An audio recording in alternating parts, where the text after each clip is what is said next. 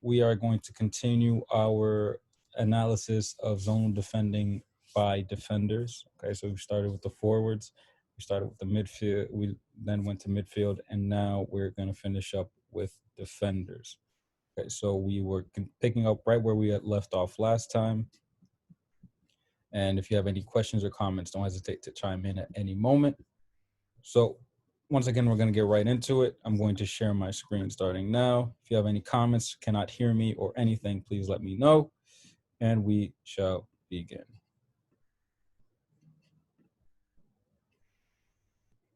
All right.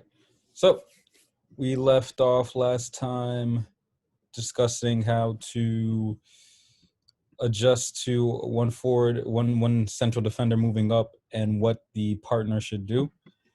And right now we are looking at depth movement. So we're looking at movement of the defensive line, the center backs in particular, we're moving up and down instead of side to side. We're moving up and down, and we're going to analyze that. In this scenario, we're starting from defending deep. So we're defending deep, and in this particular case, our objective is to push the opposition out of the penalty area, out of our penalty area. Because again, that is the most dangerous area, so we will try to remove them from said area. So once again, we are not looking at a full team just yet. We're looking at a very small team and just analyzing that, and a small group and analyzing that to make it more specific. So we have our two center backs and a 6 versus two strikers, and let's say an 8 for them. And then they have a player much farther back behind the halfway line. So it'll be a center back, okay? So their 8 has the ball. Our 6 is the one guarding her. Their 8 moves up. Our 6 blocks her off and forces her to go back. That is our goal there. That is the main goal. Sometimes we think when we're defending that we have to go and recover the ball right away. No. Often enough, it is enough to simply force them to go back. There are a few different principles in defending. There's defending to recover the ball. There's defending to set them into a trap. There's defending to push them one way. In this case right here is to force them back. There's defending to simply stop their progression, which is this as well. By stopping their progression, you're forcing them to go one way. And there's defending to recover the ball. A bunch of different ways. Do not get caught up on, I am defending to get the ball. I'm defending to get the ball. I'm defending to get the ball. Because 1, it's not just you. 2, you might not get the ball. And by trying to force yourself to get the ball so quickly, you make it much easier to beat you. So in this case, simply put, boom, ball carrier is forced to go back. That means that gives us time to reset if we're not in a good position, particularly if we lost the ball. But it also just moves the ball farther away from our penalty area, so our goal, and closer to their penalty area, which is along the lines of what we want. Okay? So once that is done, once the 6 has forced them out, we discussed this last time, okay, and we're going to go back on a few things we discussed last time. That's the sign to push out quickly. When the ball starts moving back for them and thus forward for us, that's the time for us to move forward as well.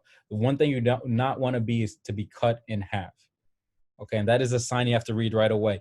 And with that goes the advent of the offside rule. Okay, now that we have offside, we've had it for 30 years now, you have to use it, and that means you can push up. You don't have to worry about the person behind you. So use that offside rule as an extra defender. Yes, of course, it depends on the referee. That's unfortunate, but it's like any sport. But once that ball moves forward and the rest of your team moves forward, you have to move forward as well, so you're not cut in half. And that includes the goalie as well. Okay, so that is the sign. We're using the sign. That is the trigger, another word for it, the trigger to move forward right away in that situation. It's not just a pressing trigger, but a moving forward trigger, okay? So that is the sign, we'll say. They move back, we move forward. They cannot play to those two strikers because they are offsides in this scenario. And obviously the strikers start to move back to get onside. And our goalie, if you notice, is moving up as well, as we said he has to. No, I'm not. I'm good. Okay. Now, we are here again. We're much farther up the pitch, halfway line. Now, this is where it gets very, very interesting. This is where we discussed it last time, okay? when an open opponent facing the game receives the ball. Okay, this we discussed it last time. So player A, we're going to say it's the center back in this situation, receives the ball from her teammate. Once again, when they have time to pick up their head, that means that ball could go in behind, and you need to be ready to move back. Okay, that's what's going to be said in the next couple of slides. If they have time. So in this case, an open, notice why it's in capital letter, an open opponent facing the play receives the ball. That means we need to anticipate, absolutely. We need to absolutely anticipate the ball going deep by adjusting positioning. That means, those little three-quarter positions we have, don't be completely face on. Obviously, do not turn your back on the ball, anticipating that it's going to go deep, because it might not. You need to see where the game is.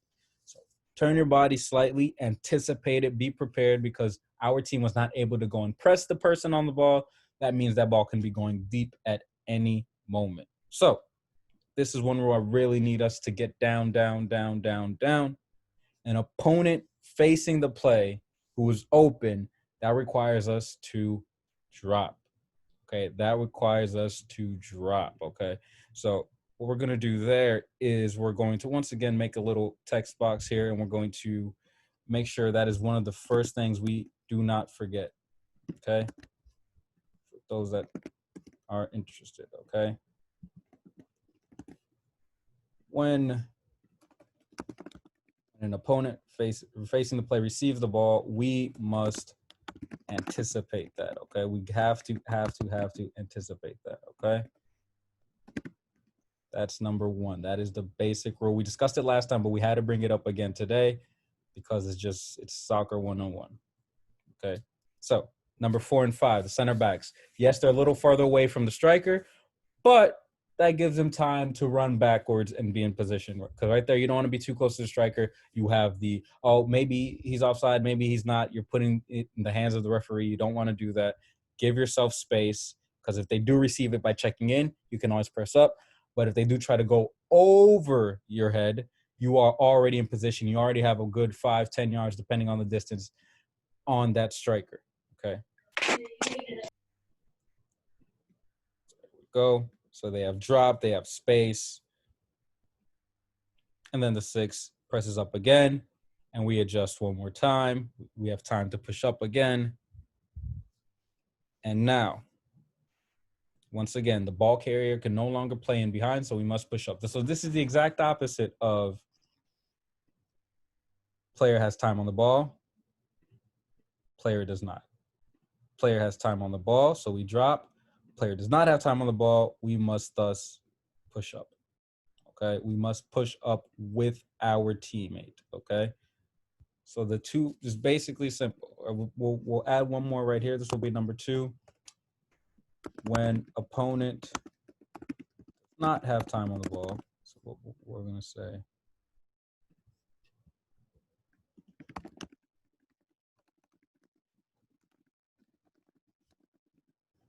Okay, we must push up. Okay, so a little way to look at a little reference point is whether you can, if their head is picked up or not. If they have their head picked up, that means the ball might be going deep. They do not have time to pick up their head and pick a pass. That means it's a good time to push up. Another way is to just see the distance between their ball carrier and our closest player, your closest teammate. All right, the little reference point like that. By a certain extent, by a certain point, you will not be thinking of that. It'll just become second nature. Those are the little reference points you want to see: the distance between the two players, if they have time to pick their head up, and then obviously the characteristics of that player. If they keep on sending long balls throughout the game, you can anticipate that. Okay. Now we're going defending high. Defending high. So objective is to anticipate deep play like we just did and staying close between the lines. All right. Offensively, what do we look to do? Those little intelligent players that like to, especially those midfielders, and then those strikers that come to check into place, or wingers who are saying, I'm not just going to stay on the touchline, I'm going to come into the middle. Where do they like to go? In between the lines. They like to go, especially in between the lines, between the defensive line and the midfield line. So if we're intelligent, we want to keep them out of there. We want to reduce the space they have in between those lines. We don't want them to have the time or the space. So Right here, once again, we're looking at our 4, our 5, and our 6. Our 2 center backs and our 6, our defensive midfielder, our holding midfielder. We're going to push the goalie farther up as well. Okay. The ball is in the opposite corner, in the opposite half. All right. And they're moving the ball along. Again, once again, this is not a full team. So we have to look at this on a more specific base. Number 6 pushes up. Okay. This is the space we're talking about right here. This is what we mean by space. So we're going to come all the way back here. A lane, just so we get it right, is the space between number 4 and 5. So that is the space between number 4 and 5. This space right here, that is a lane, okay? That is a lane. All right. And then the space between 5 to 6 is literally a space, okay? So we have the distance between 4 and 5 is a lane. The distance between 5 and 6 is a space. That means, one more time, I know I've been repeating this. I just want to make sure we got it even after a month of these, is a lane is the distance between players of the same line. So a left back and a left center back, or a 6 and another 6. And the space is the distance between a line and another line. So the defensive line and the midfield line, okay? So with that in our mind here, number 6 pushes up to the ball carrier. Okay, that's the decision number 6 made. And we know, again, that when part of our team moves, we have to move with it. So number 6 pushes up. There's too much space between number 4 and number 6, which means this player can check into space and receive the ball and then turn and attack. Okay, and we much rather not have a player able to turn and attack us. We don't want them to be able to turn. So since number 6 already moved up, we can't stop them from moving up. They already moved up. The only other solution is for number 4 to now move up. Okay, so number 6 moves up. That means number 4 reduces that space. Okay, that means number 6 is confident that he can go up and press the ball carrier. Because if number 6 goes and number 4 stays, number 5 stays, this space is all there to be taken. Okay, that space is all there to be taken. So number 4 has to move up. And if number 4 moves up, who else has to move up with them? 5. Absolutely. Number 5 has to move up with them. You know, you are truly, truly a partner. You're a partnership as center backs. For our center backs, you guys know that. Funny, Coach, you said 5, but that looked like the goalkeeper you just grabbed. That is the goalkeeper. I just want to make sure. I don't know if our players are trolling us or if they actually did not notice that. No, I think they saw the next slide in which, boom, number 5 moves up as well. And thus, by doing that, the player is offsides, okay? Now, what would be better would be if 4 and 5 moved up at the same time, okay? Because all it takes is just 1 second for them to be able to play the ball in, even though this player is being pressed.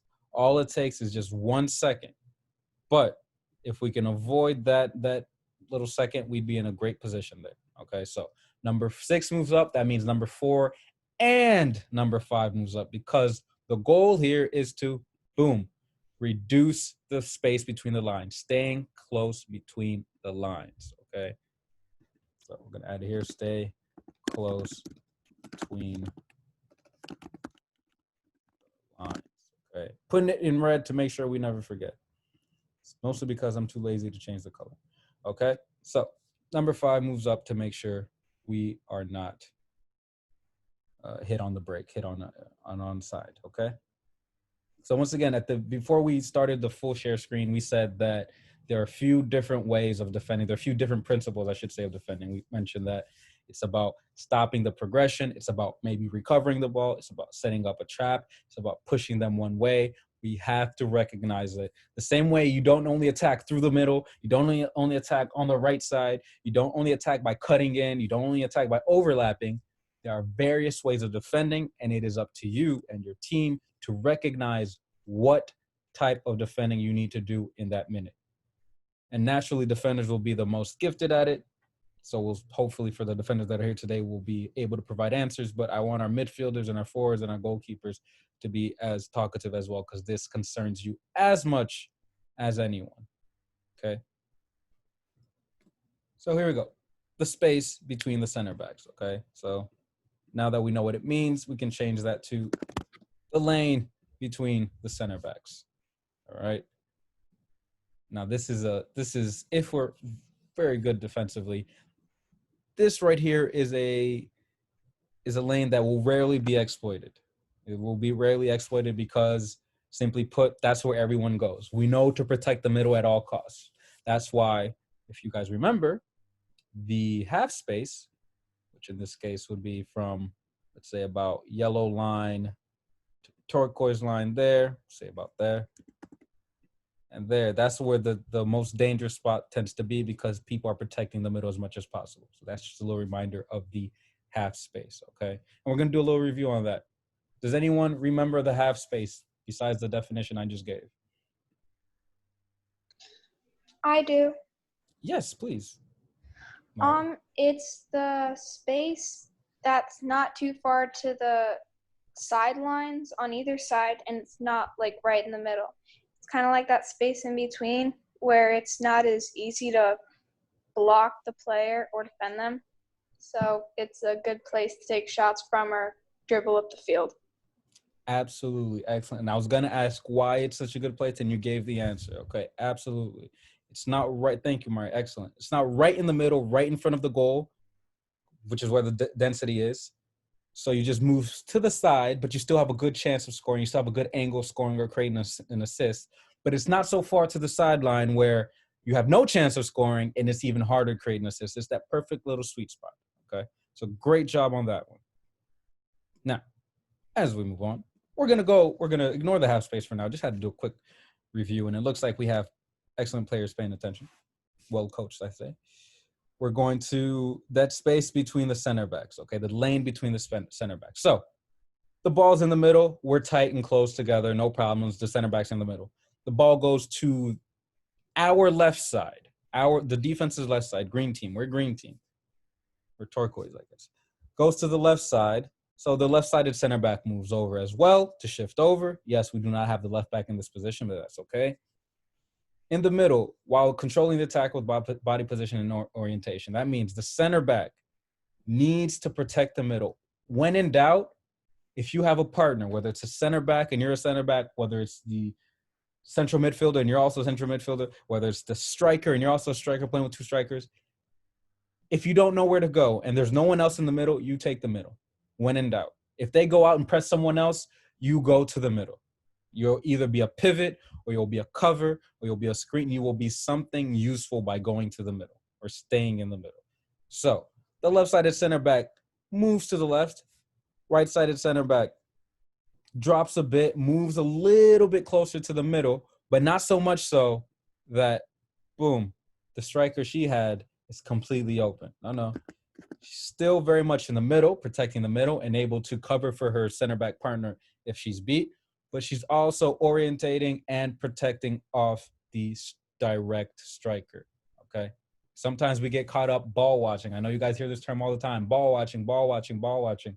And coaches will say, I think I'm using this term correctly. We'll say backdoor as in, well, check your back door. You got a striker behind you or a winger behind you or even a fullback overlapping behind you. This is that exact scenario. The ball is far side. That does not mean we are not concerned. That does not mean we are not concerned. We have to be completely concerned about everything around us. So, hey, Milton, on that yes. point, just because, again, it's something we as coaches say over and over again, maybe just a quick check that our players understand how they solve that problem. Rather than ball watching, when we talk about using your body positioning, I wonder if a player can explain to us, how do you position your body so that you are not ball watching? Can I? Please. So I know Coach Ellinger says, like, put your body so that you can face the whole field as well as the ball. So making sure like you're down low and where you can see yourself, both the ball and like your player in like a certain angle. Can I add it on? Please do. To add on, I think it's also you have to have your hips open, and so when you open your hips, you have a much better view of the field. So by opening your hips, you have a view of the ball and the rest of the field, so you can be scanning for the other players while watching the ball. Excellent, girls. Excellent. So if we were to really take a few references from that, if I were to steal the references from you two girls there, it would be, we have to be able to see the ball and the majority of the field. That's one of the first things there. Okay, so why don't we write that down? See the ball and the field at the same time when we can, okay? And then keeping our hips open, which is gonna allow us to see everything at the same time. Keep open, put that in capital letters as well, okay? Keeping the hips open. All right, so in this scenario, this person could probably, I don't know how to change that. Open their body or turn their body a little bit more, okay? But absolutely what you said, you do not want to be completely facing your direct opponent and not have an idea of where the ball is, but you also cannot be completely looking at the ball and ignoring your direct opponent. So this one's a bit trickier. I need you guys to be a little bit more imaginative. How does our number 5, besides opening their body, what else does number 5 need to do to be able to see everything? Is it easier to see everything by being higher up here? Or is it easier to see everything by being maybe a little bit lower? Lower. A little bit lower. Why? Why is that, Giovanni?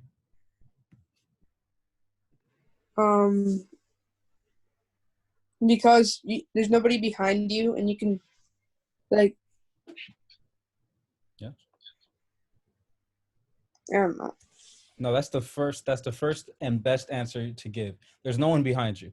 That's number 1 right there. That's where it starts. Everything else, it starts with that. So in that case, before we continue on that, who sees the field better than everyone? The goalie. The goalie is one. Who else on the field can see the field better than anyone, depending on where the ball is? I want you to think about it. Better than the Like center backs? The 7 and 11, 7 and 11. Okay, and why is that? because they're on the side of the field and they can see both sides, so they can see Ex- both goalies and the middle. Excellent. And thus, on that note, who else? striker. A striker at times, yes. Striker at times, yes. It's almost like a goalie. All right, well done. And one more positional area, similar to the 7 and the 11. The 2 and the 3. Absolutely. Yes, that's correct. That's correct. From the sideline, you can see so much. Yeah, you can see so much. So, as you all said, by the number 5 being a bit deeper, okay, you can see, keep an eye on the ball here, and keep an eye on this striker here, and of course, keep an eye on this striker there and the other players in front of them. Making sure that the body is not so far closed that she can't see the ball, but not so far open that she can't see the opposite striker. Okay, so that's the first part. So we're gonna go through this again, just see the movement slowly. Half space is there. They shift the ball over, we shift over with it. Ball goes all the way to the right side. We have to defend. And boom, okay? Now their striker decides to make a run inside.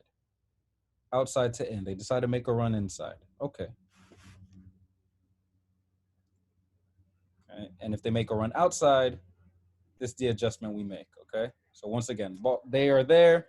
We are facing them like this, maybe a little bit more open if we could change it. They come in. We are now able to turn our body in a little bit more. Yeah, a little bit more. And then if they are farther out, we are turning our body out as well, because there we can still keep an eye on the ball. Okay, this isn't a perfect half circle, but we can still keep an eye on the ball while keeping an eye on the striker, okay, at any given moment. And I know the 6 could be doing something right there, but right now we're focused on the center backs. All right, so this is one position here. This is another position based on the striker's movement. And this is another position based on the striker's movement, based on the striker's placement. Okay. And boom. So they come back in. They say we can't go forward for whatever reason, or maybe they don't like each other and they want to reset to another place. We come here, back to the middle, we shift again. And now this time, how do we defend when the ball is near side? What is the body position when the ball is near side? So let's avoid reading whatever was written, and we will try to come up with the answer ourselves, okay? Ball was far side here, ball is near side here. How do we defend?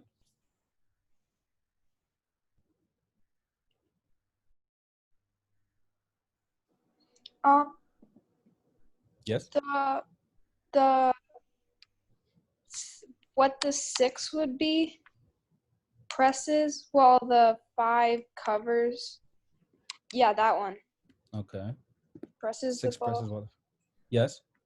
And the 5 covers for the 6. So we do that. Okay, and let's say I'm gonna leave the 5 there for now.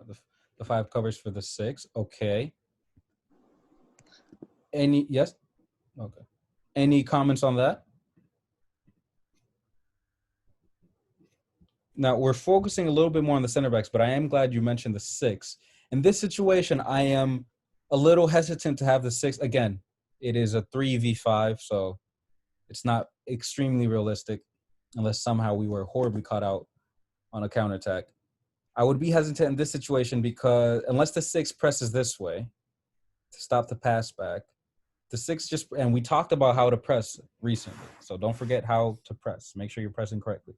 The 6 just presses this way. The ball moves very quickly, boom, boom, and they're on a 4v2, okay? But okay, the 6 presses, and if they press this way, this is possible. It's a little risky, but if we are quick and intelligent, it could work. But the 5, where should the 5's body position be? You should push up a bit more. Push up a bit more. Okay. So we'd say something like this. Yeah. Okay. And the 4, what would the 4 do? Kind of cover for the 5. Yeah. Cover for the 5. Okay. What you guys just described is absolutely excellent in terms of a full defensive line. All right. If we had our right back here, the right back would be a little bit farther up. Our 5 would be pushing up a little bit more. And then our left back over here would be coming in as well. That is absolutely excellent.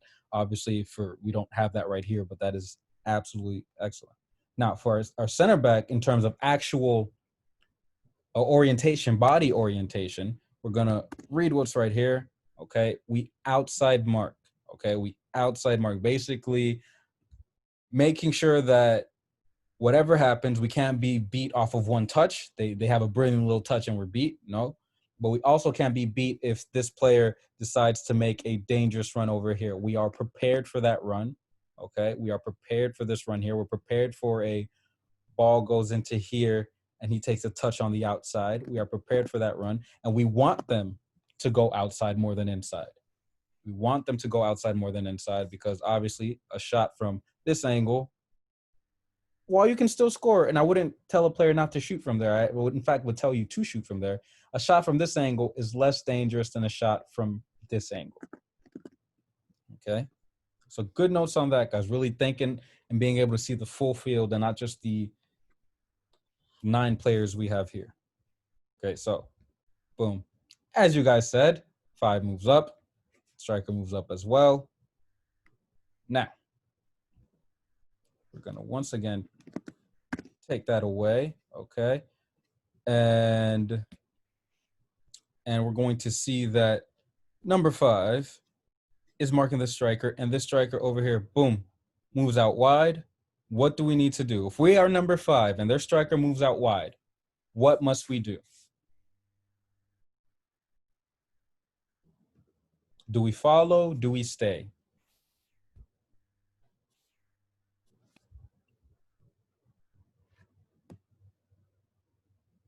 Would the 5 push back a little? Push back as in here? Yeah. Okay, we said, well, we'll answer that, but that is a good, we have one response right there that is good. We have a suggestion that the 5 pushes back. Any other ideas?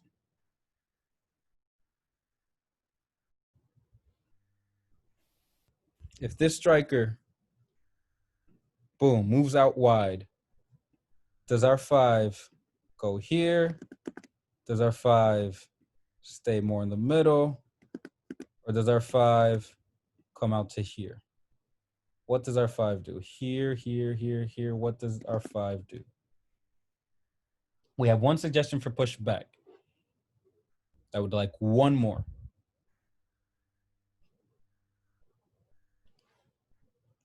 Then we're all in agreement for pushing back, I suppose? Okay. Well, I would say in this scenario, I do not necessarily agree that we are going to push back. We are in fact looking to, well, we are pushing back a little bit, but we are in fact looking to stay in the middle. So we can push back, but we have to stay in the middle, because if we come too far to the right, as this number 5 is doing here, we are just simply put leaving this gap here way too far open. And this number 6 is too far to be able to cover here. And if 4 were to cover here, the 6 is too far to cover 4, and the ball going in over the top very, very quickly. So yes, we push back a little bit, but also making sure we're still in the middle. Making sure we are still in the middle. It comes back to, hey, the middle is the most important place to protect. Is the most important place to protect. Even if you already have your partner there in the middle, you want to make sure you're protecting the middle, okay? So we'll just add that to our little list again. By the way, protect them. Yes. When, like we've discussed this before, like the area that you have to protect, like where there's most like tension when you can score the goal, would that also be called the ball goal axis? Absolutely. Great, good. That is brilliant. Absolutely. Okay. So for those of us that do not remember, would anyone like to define it? Would you like to continue on the definition, or? Yeah. Yes, please do. It's the line from the ball to the goal. And you said as a, like in the previous call, as a defender, you should always protect or cover that line. Excellent. That is brilliant. So yes, if we were to literally draw a line from the ball goal axis, we're literally to draw that line, it would be from here in this scenario to there. That in that case is the literal ball goal axis right there. Okay. And that is what we want to constantly defend. So by that logic, we would just slightly, even just a little bit right there. Okay. We want to constantly defend the ball goal axis, and that is it. You're right. That is where the density tends to be. There's a reason that we have, if you look at any team, once again, we've said it before, there's at least one goal. There's a goalie, only one, not at least one. There's a goalie. There's at least 2 center backs, sometimes 3. So let's just say it's 2 center backs. That's 3 players altogether. Then at least 2 central midfielders. That's 5. At least 1 striker. That's 6. That's more than half the team. And I'm leaving players out because you might have a 10. You might have 3 central midfielders, 2 6s and an 8, 1 6 and an 8, etc. So yes, the middle is super protected for a reason, and we're going to keep that line there as well. And add just ball goal axis. Brilliant again, girls. Well done. Okay. Protecting the ball goal axis at all costs. So in this case here, it says release the marking when the attacker goes too far wide. Why? Because, as you said, if she leaves this and goes there, there's a direct line to there. So even if they can't score from here, of course, but this gap is extremely open. And if the striker does a little intelligent run here, or even just a diagonal run there and behind, times it correctly, boom, that ball's in, and it's a wrap. It's a 1v1 with the goalie, and no matter who the striker is, that's a decent chance. That's a decent chance. So absolutely good job, and we're bringing back things we learned before. We are on fire. I'm enjoying this. Well done. Next up, bring this all the way down to here. The space, the literal space between the defense, let's put that in bold, and the midfield. The space between the defense and the midfield.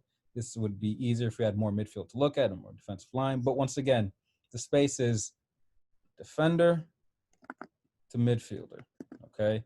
Now, I think for defenders in particular, I know I've had this with teams where the central defenders will get extremely upset with the midfield because it's just too easy to cut through the midfield, or they feel that they're not having enough protection. enough protection. That often translates to either we're getting beat too easily in the midfield or we're too far away. The midfield is too far away from us or we are too far away from the midfield. Even if they have a great dribbler, if we are packed or we're staying close, no one can really dribble through that, okay? So that is something we want to keep. Keep that space closed, okay? Here it is. It was number 3. Stay close between the lines. Stay close between the lines. So they have the ball here. And what do we see here that describes exactly what we're talking about? Let me change the colors of some of these players to help you guys. All right.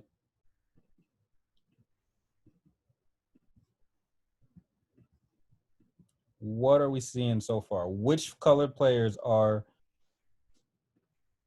doing exactly what we demonstrated? Okay. Which ones? We're talking about staying between the defense, the space between the defense and the midfield, keeping the line closed, reducing the space.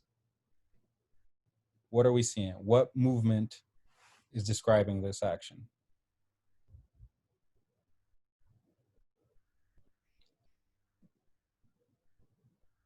It's not the goalie. We know that much. Okay.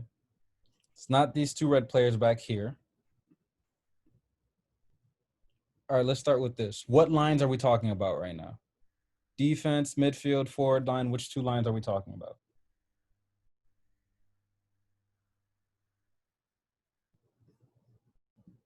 I will give you an answer. Defense and midfield.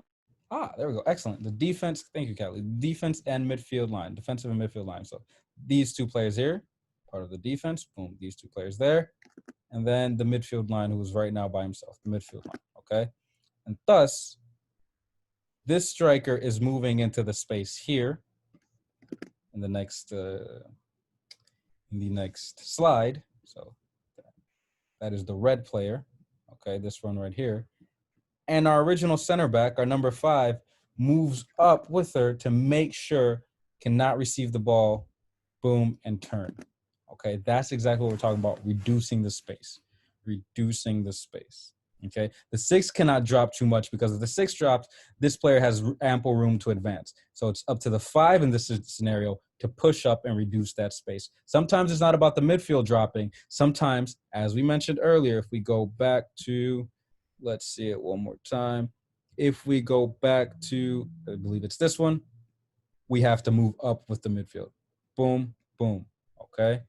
That is the same scenario we have here. You have to move up with the midfield, okay? Well done. Now, giving you the answer directly on this one. Once the striker moves too far back, so we're the defense, all right, the striker moves too far back into their zone, so we move up with it. We cannot go all the way up to here, okay, and leave the 6 there. There's no point in coming all the way up to here. Just leaving way too much space there. So we just pass the mark on to our teammate, to our midfield. Okay, we just pass him on, and we discussed that before about switching and all these things. And before we move on, I want you guys to tell me what is most important, what element or elements are most important when passing off a mark.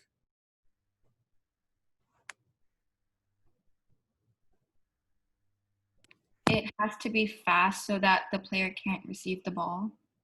Has to be done with speed, absolutely.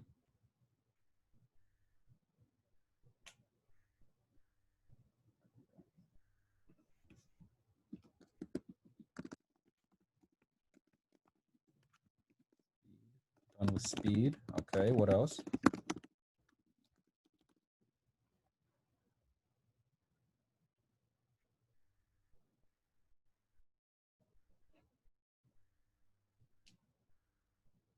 Something I know coaches tell you all the time, which is ironic. That'll give you a clue.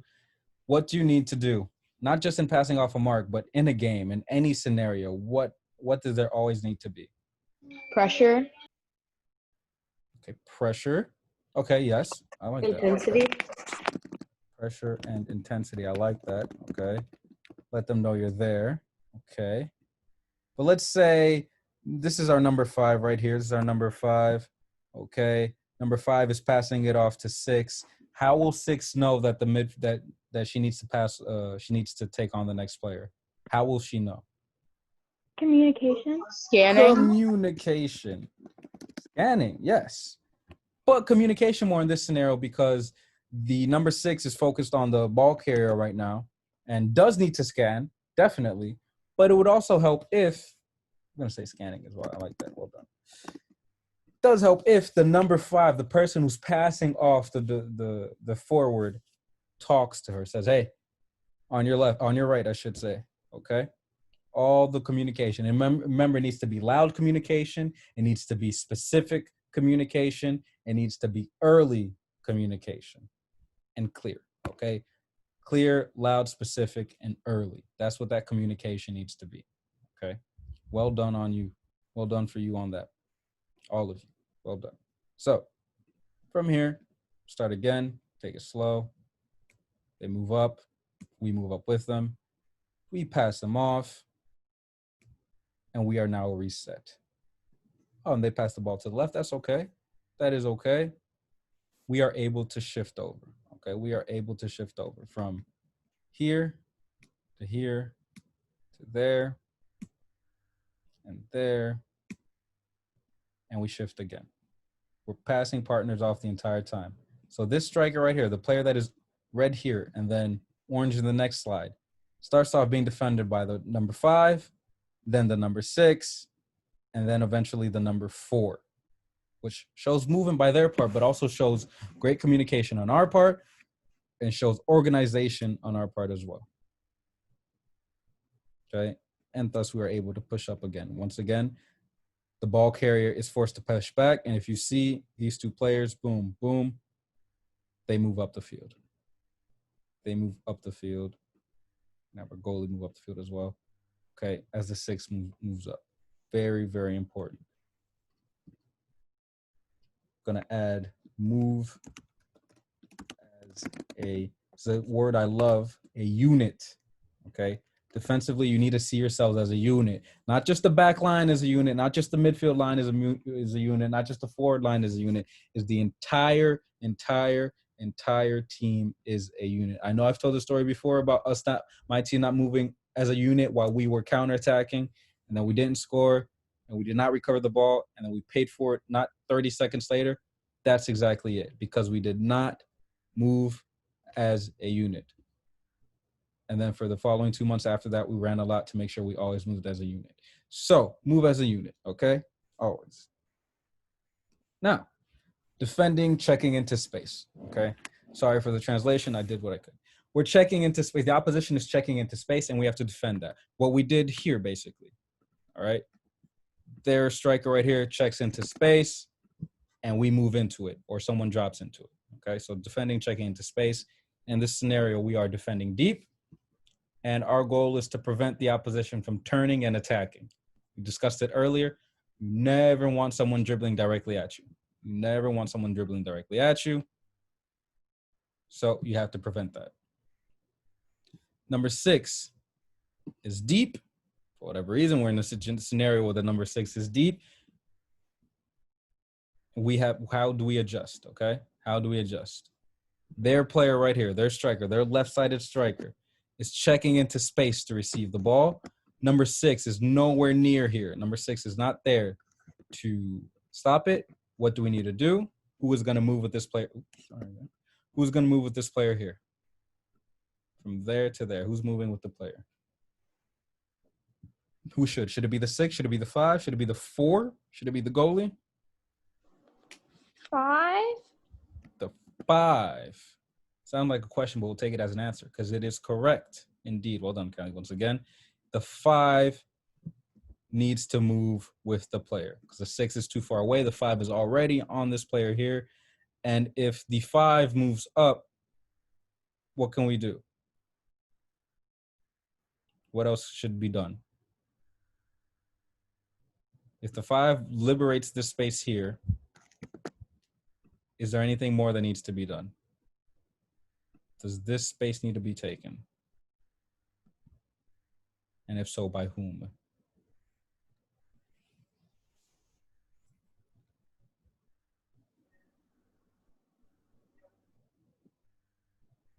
let's see.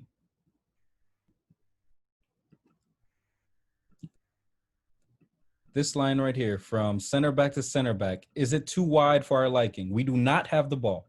Is it too wide for us? Do we think this is Yes. close enough? It's too wide. Okay, well done. I agree. So how do we reduce this space here? What do we do? Does this player come over? Does this player drop into space? Does the goalie come up to here? What do we do?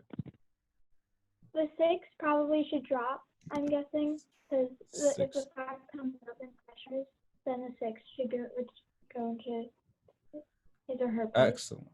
Excellent. Absolutely. Once again, a moment of balance and compensation. Okay, the 5 moves up because the 6 is too far. The 6 must thus drop into that space. And there it is. The 6 covers to protect the middle. Okay. And yes, that means that this player can pass the ball there. But I'd rather, once again, a lateral pass than, oh, look at this. This is brilliant right here. A pass into the space here. You can even go back to there and pass it quickly. Okay, so we much rather have our 6 drop into this space there. Boom. And protect it. Okay, well done. The 6 covers to protect the middle. Okay, and the 5 in the end has to stay this time because the 6 has now become the center back, basically. Okay, and for those of you that have to drop off, no worries. Okay, thanks again for coming. We'll talk soon. See you, Coach Eleanor. Okay. The 5 continues with the pressing in this scenario. And the 6 basically becomes the nominal center back for the time being. So we're going to come back to here and see it all the way from the top.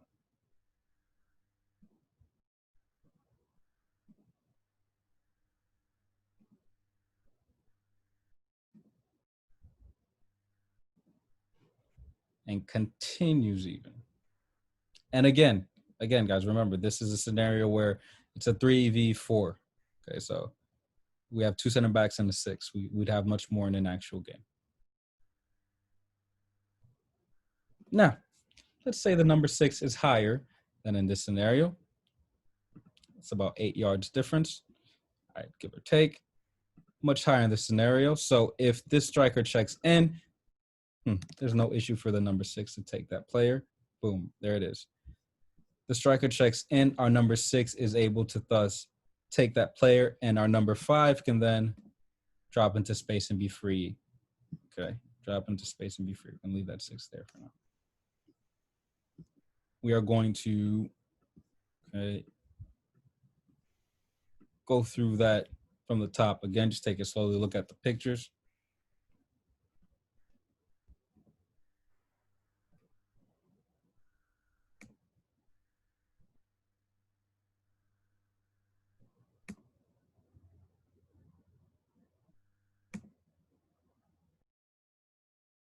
And then if the 6 starts off higher,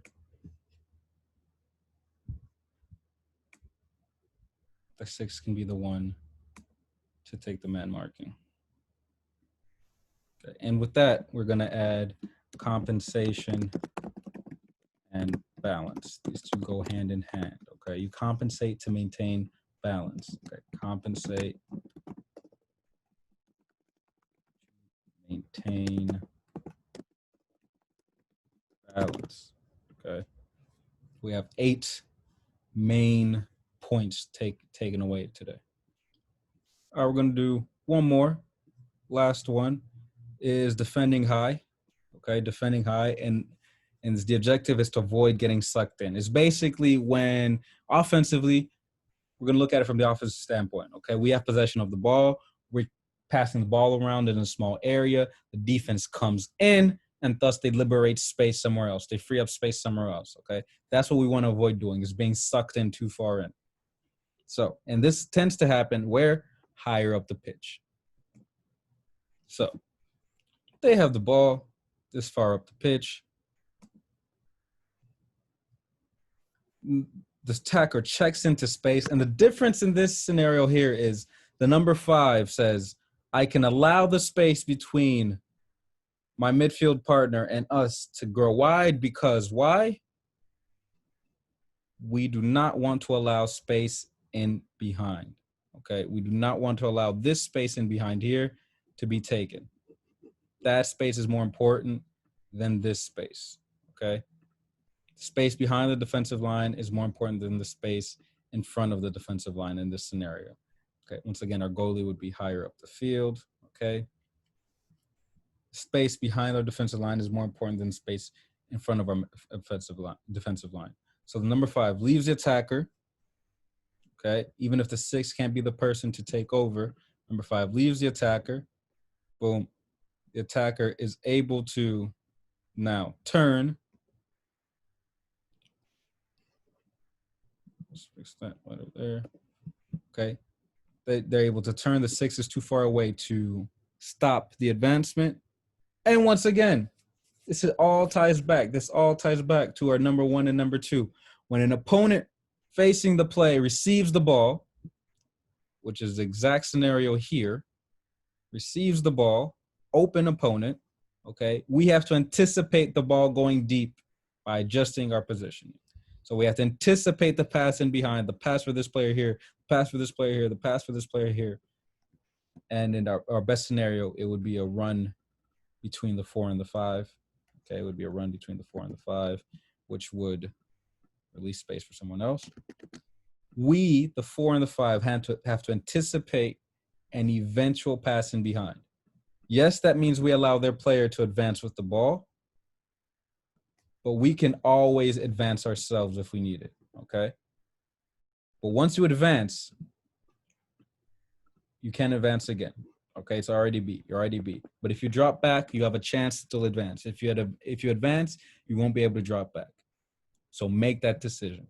Make that decision quickly, okay? So once again, boom, the number 5 leaves the attacker. The attacker receives the ball by checking in, turning, and now it's open and able to attack. The number 4 and the number 5 know they must drop deep. The number 6 is too far to press that attacker. We're dropping deep as their other striker pushes up as well. And boom. Number 6 is quick enough to drop to press the ball carrier. Remember, number 6 did not have the ball. The striker did, so number 6 was able to move just a little bit quicker. And notice how the ball is near side. Number 5 is slightly higher than number 4, which tends to happen, okay? Ball's near side, the near defender is higher than the far side defender, okay? Whether it's center back, whether it's full back, whether it's midfielders, we know this, okay? So we're in this position here, from there to there. If we do it well enough, we recover the ball, and boom. Because number 6 moved up, that means we have to move up. So it comes back to, hey, stay close between the lines. Even when we have possession of the ball, we want to stay close between the lines. So one last time, we're going to go through that, and that'll be our last one of the day. Just going to look through that one more time. Starting defending high and avoid getting sucked in. In this scenario, boom, the number 5 would be the player to get sucked in, but she intelligently stops herself there, lets the striker receive the ball. Striker receives the ball, then he turns, and he is now, he can lift up his head and he can attack or pick out a pass, whatever. So the 4 and the 5 must now drop and anticipate that pass in behind, allowing the 6 time to run back to slow down the attacker, which is what happens. Number 6 gets to the attacker. Number 5 pushes up a bit. Number 4 drops a little bit more. We recover the ball.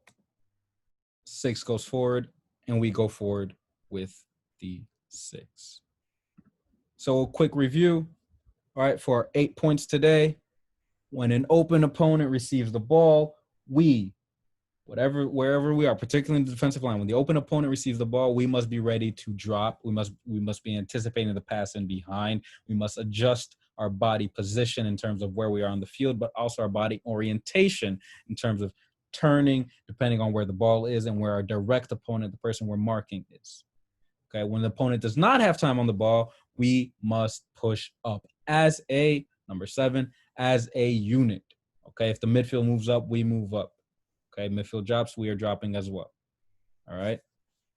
And so when we move as a unit, that obviously invariably means that we are staying close between the lines. We're reducing space between the lines, okay? I'm gonna actually put this one here, okay?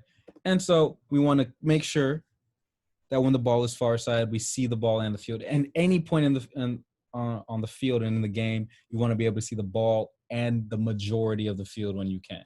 You wanna be able to see the ball and the majority of the field when you can. And when in doubt, you protect the middle. You recognize that ball-goal axis, which is the line from the ball to the goal, and you make sure that that line is being covered. If it is not directly you, then it has to be your teammate. Protect it at all costs.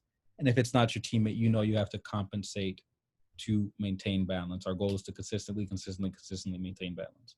Okay? So thank you once again. We're going to stop